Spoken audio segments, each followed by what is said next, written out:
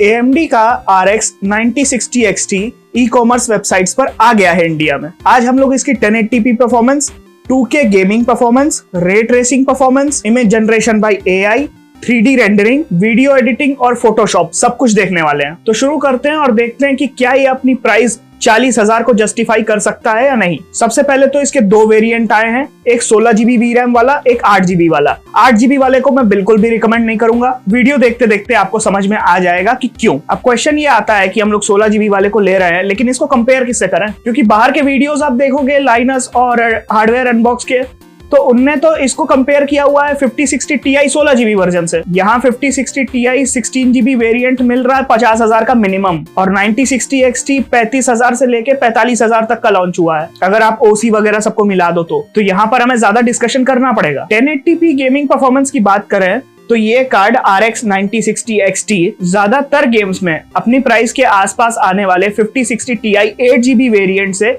तेज है, लेकिन कुछ स्पेसिफिक टाइटल्स हैं जहां ये हार जाता है। फॉर एग्जांपल साइबरपंक और ब्लैक मिथ वुकोंग। और 12 में से 6 टाइटल है जहां पे 5060 Ti 16GB वेरिएंट या तो इसके बराबर परफॉर्म करता है या तो इससे पीछे है। टाइटल्स के नाम भी बता देता हूँ: Oblivion Remaster, Spiderman 2, Assassin's Creed Shadows, Expedition 33, Alan Wake 2 और RDR2। और डूम डार्क एजेस में सिर्फ 3 FPS तेज है 5060 Ti 16GB वेरिएंट। अब 2K देखते हैं, यहाँ भी वही हाल है। 11 में से 6 टाइटल है जहां पे 9060 XT 5060 Ti 16GB वेरिएंट को हरा देता है। जहां नहीं हरा पाता है वो है साइबरपंक। उसमें तो 5060 Ti 8GB वेरिएंट भी अच्छा परफॉर्म करता है। और ब्लैक मिथ वुकोंग तो अनप्लेबल है अगर 9060 XT को आप सिनेमैटिक प्रीसेट पे सेट कर देते हो तो। अब रे ट्रेसिंग की तरफ चलते हैं। भाई बहुत क्लियर है, अभी के टाइम में आप जो भी हो, आप एनवीडिया से टक्कर नहीं ले सकते रे ट्रेसिंग के मामले में। लेकिन फिर भी स्पेशली इस जनरेशन में AMD ने बहुत ड्रास्टिक इंप्रूवमेंट दिखाई है। आप एनवीडिया को छोड़ो,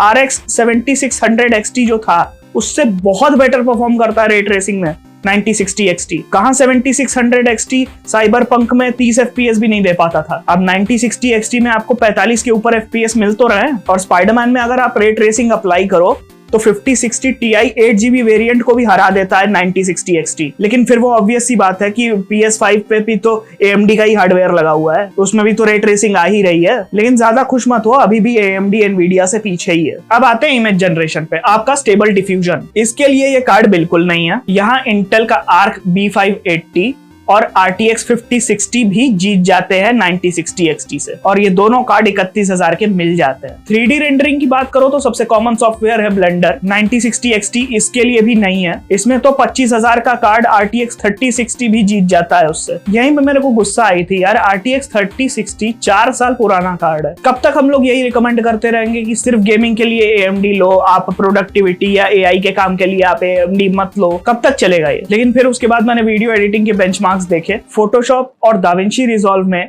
9060 XT 5060 Ti 8GB वेरिएंट और 16GB वेरिएंट दोनों से तेज है। और प्रीमियर प्रो में 5060 से भी हार जाता है, जो कि ऑब्वियस सी बात है कि प्रीमियर प्रो की प्रोग्रामिंग एनवीडिया के हिसाब से ही हुई है बहुत टाइम तक। अब कंक्लूजन की बारी। 1080p और 2K gaming without ray tracing, इसके लिए सही है ये कार्ड ज्यादातर गेम्स के लिए। कुछ टाइटल्स हैं जिनके नाम मैंने आपको बता दिए जिनके लिए एनवीडिया बेटर है। आप अगर रे ट्रेसिंग अप्लाई करने वाले हो तो ये कार्ड मत लो। वीडियो एडिटिंग में रिजॉल्व यूज करना है आपको तब ये कार्ड आप ले सकते हो। 3D रेंडरिंग के लिए नहीं है ये कार्ड, और AI के लिए तो बिल्कुल नहीं है। अगर आपको AI का काम करना है तो इसके बदले आप प्लीज 5060 खरीदो और 10,000 रुपए बचा के रखो GTA 6 के लिए। बहुत स्पेसिफिक कार्ड है ये, तो दैट्स इट। बोलना तो मैं बहुत कुछ चाह रहा था, लेकिन YouTube को फिर अच्छा नहीं लगेगा। अब वीडियो अच्छा लगा होगा तो लाइक कर देना, और चैनल पर पहली बार आए हो तो सब्सक्राइब करो। और डिस्क्रिप्शन में Amazon का लिंक होगा, वहां से कुछ भी बाई करोगे तो मेरे को सपोर्ट मिलेगा। I'll see you in the next video. Bye.